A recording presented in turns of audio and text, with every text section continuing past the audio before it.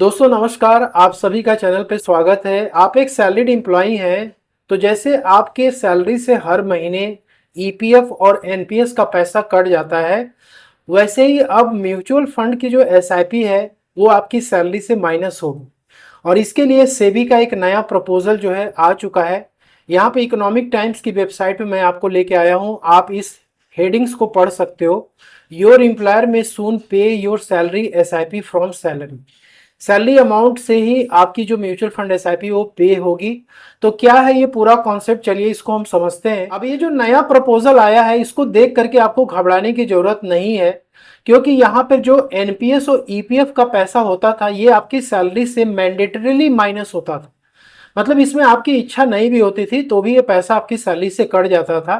अब ये जो नया प्रपोजल आया है इसमें बहुत सारे लोग ये सोच रहे होंगे कि सर, वैसे ही हमारी सैलरी से पैसा एनपीएस और ईपीएफ का कट जाता था और सैलरी का अमाउंट जो है हमारे बैंक अकाउंट में कम क्रेडिट होता था, अभी म्यूचुअल फंड के एसआईपी भी अधिक कट जाएगी तो हमारे अकाउंट में पैसे तो और भी कम आएंगे।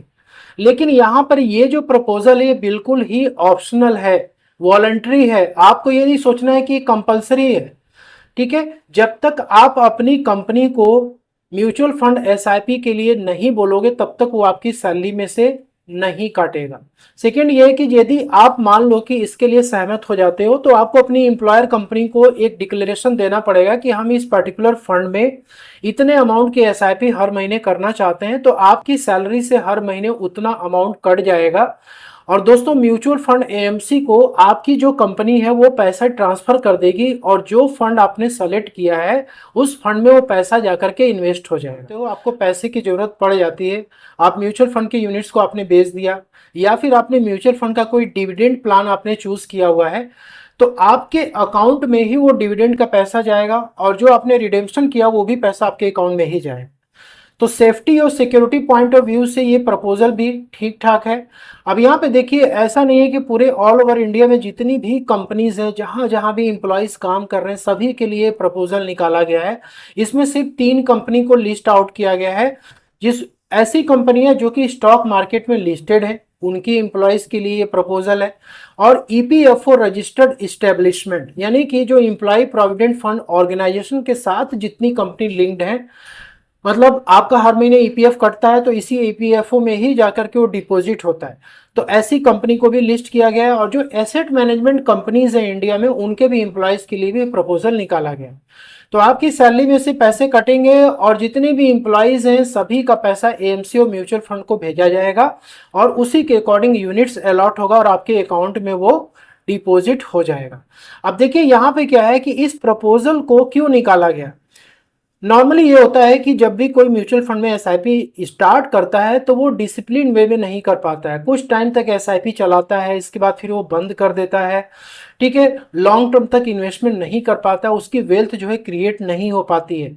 जैसे आप ईपीएफ में या फिर एनपीएस में आप लॉन्ग टर्म तक इन्वेस्टेड रहते हो, आप कभी भी उसको खोल करके चेक नहीं करते हो कि आपका पैसा ऊपर जा रहा है नीचे जा रहा है। लेकिन म्यूचुअल फंड एसआईपी में जब भी आप इन्वेस्टमेंट करते हो तो ज़्यादातर लोग क्या करते हैं, बार बार पोर्टफोलियो खोल के देखते रहते हैं। मार्केट जब गिरता है तो वो एसआईपी को बंद कर देते हैं या फिर रोक देते हैं। ऐसे में आप डिसिप्लिन इन्वेस्टमेंट नहीं कर पाते हो, तो इसको थोड़ा सा इम्प्रूव करने के लिए सेबी ये प्रपोजल लेके आई है।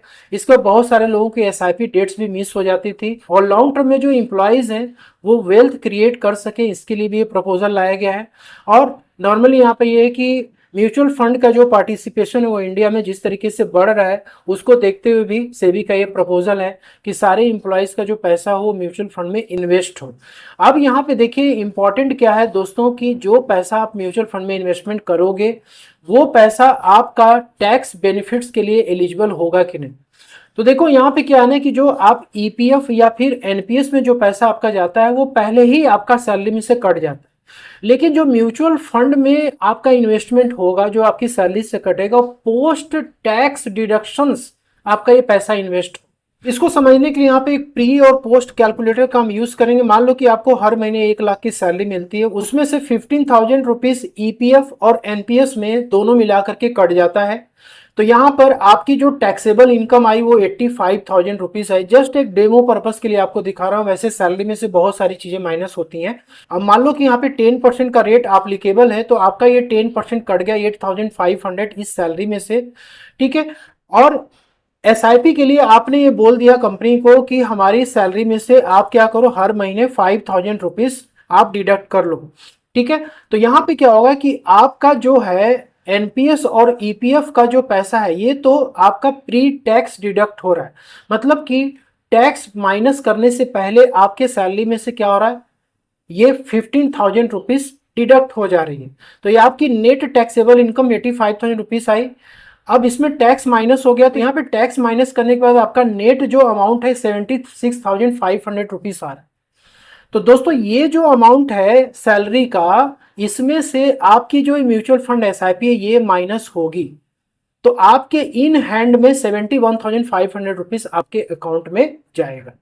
और ऐसा पहले भी होता है कि आपके इन हैंड में जो पैसे आपके अकाउंट में ट्रांसफर किए जाते थे, आप म्यूचुअल फंड की एसआईपी आप उसी से ही चलाते थे, लेकिन इस ड्रॉबैक को देखते हुए आपके सैलरी में से ही ये पैसा माइनस हो जाएगा और इन्वेस्टमेंट होने के लिए चला जाएगा।